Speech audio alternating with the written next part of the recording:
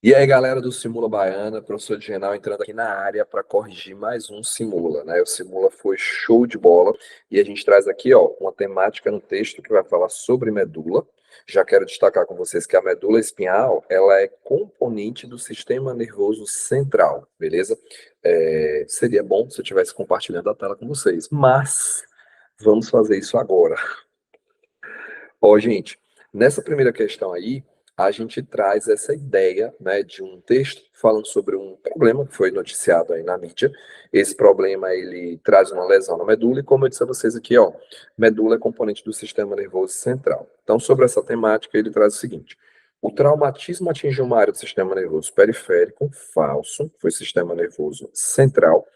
A medula, gente, ela tem substância cinza por dentro na medula e não no córtex, e ela tem substância branca na parte de fora. Então, aqui está o contrário, beleza? Esse posicionamento aqui ele é extremamente importante. Na letra B, ele diz que a lesão raquimedular entre a região torácica e lombar, não sendo recuperada, poderá deixar o paciente tetraplégico. Veja, para deixá-lo tetraplégico, você tem que ter uma lesão da C4 para cima, da cervical 4 para cima. Então, esse item é falso.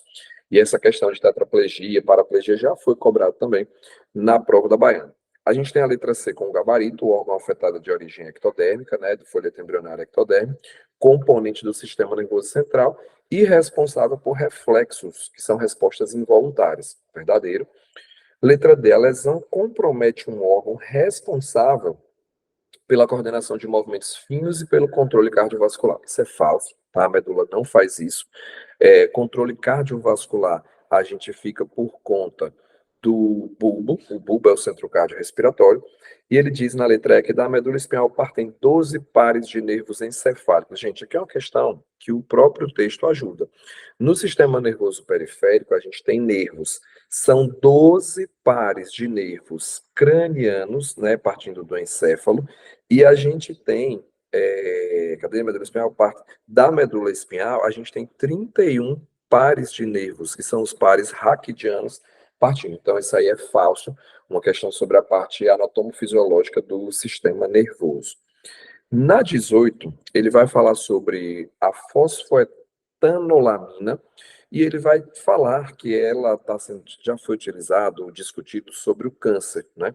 E quando ele vai trazer essa ideia para a gente, ele quer que a gente tenha entendimento do que vai acontecer. E aí ele fala assim, ó, o uso da fosfetanolamina sintética diante, né, desse texto, do pedaço que a gente está trazendo, do recorte temático desse texto, supostamente é responsável por. Olha o que ele está dizendo.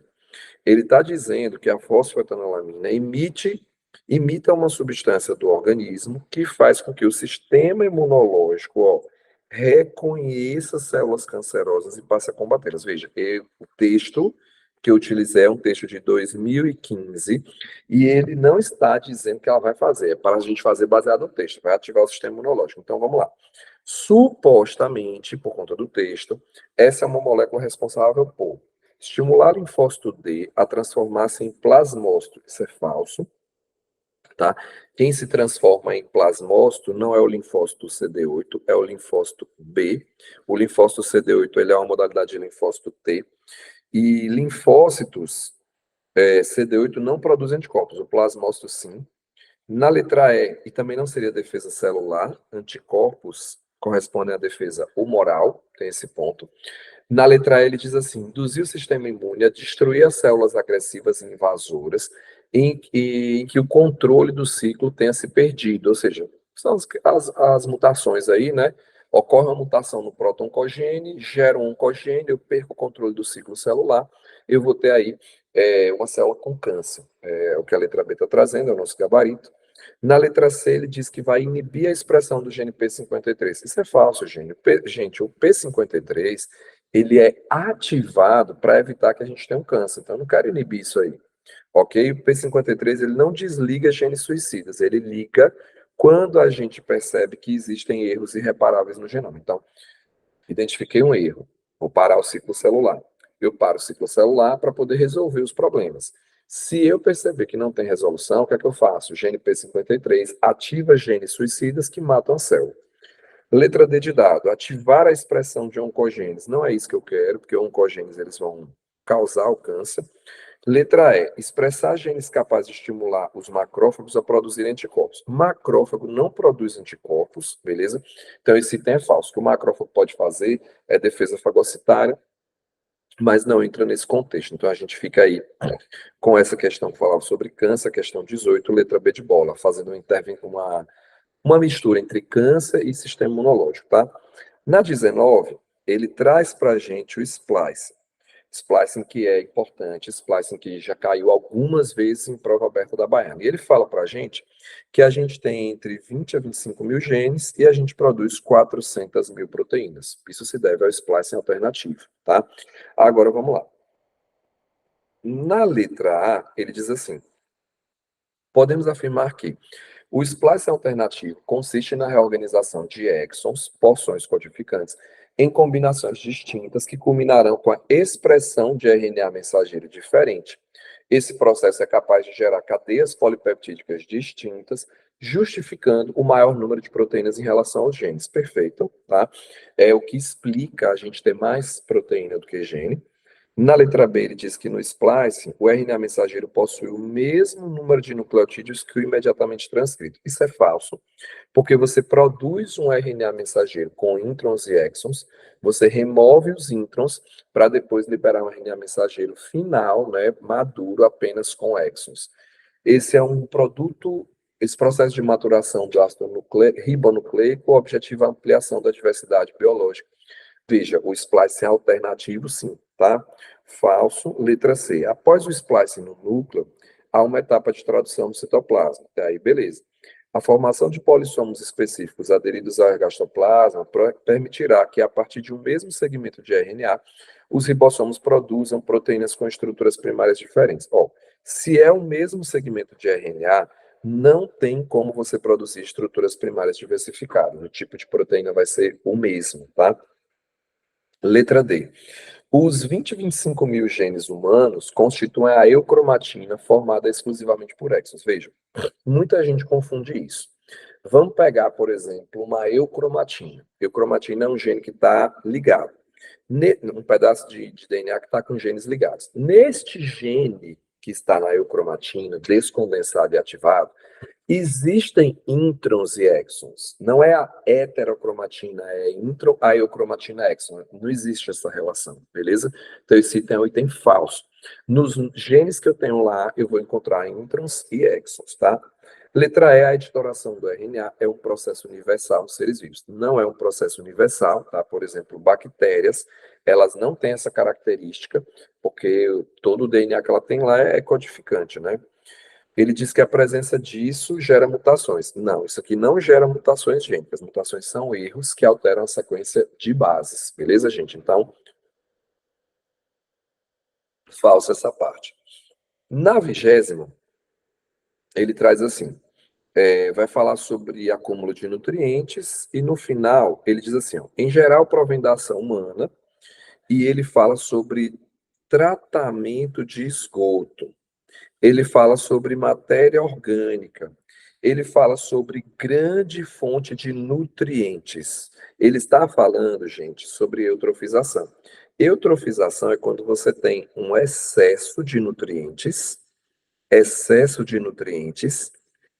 em um ambiente aquático, beleza? Então não é efeito estufa, que efeito estufa é retenção do infravermelho, né?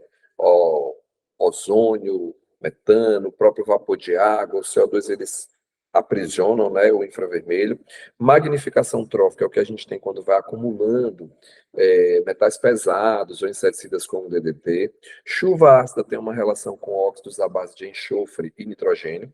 Então a gente fala muito quando utilizar combustíveis fósseis como o petróleo e o carvão, que liberam SOX, que é um composto que vai ocasionar isso, e poluição térmica é quando a gente libera uma água mais aquecida, que acaba comprometendo, né, o processo de, digamos que, de manutenção do oxigênio na água. Você aumenta o grau de agitação das moléculas por aumentar a temperatura, e aí a tendência é aquele oxigênio sair e matar organismos que são aeróbicos. Então a gente fica aí com eutrofização, uma questãozinha básica de ecologia, tá?